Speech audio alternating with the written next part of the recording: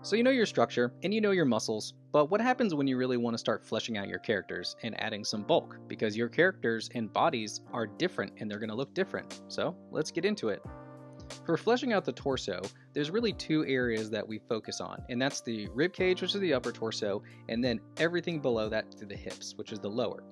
So for the upper torso and the rib cage, any of your tissue that is reacting to gravity is going to follow the contour of your ribs, which will always be down and out. And then the tissue in the lower will always follow down with gravity. However, it will bunch where the bone meets the skin. Right here is the iliac crest at the top of your hips.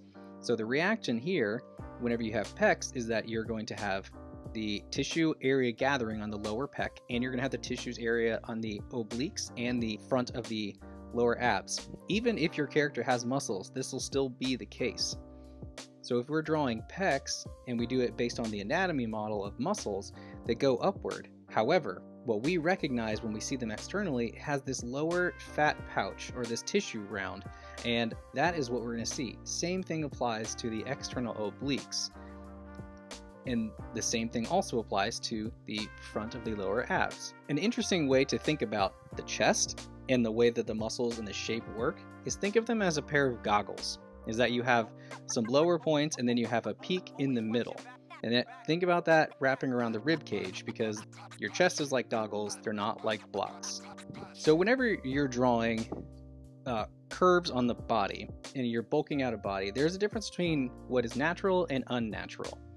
So whenever you have a natural curve, it's going to slope downward gently, but your bend is going to be downward because gravity is pulling all of that weight down, and your skin reacts to it with its elasticity by pulling down like that. So think of it like a water balloon being pulled, and that'll give you a good visual of how your body reacts to that. Now, if you have an unnatural curve, it's going to pull downward, but it's going to bow up. Now, this is just simply defying gravity, and that's not how our bodies work, not on Earth.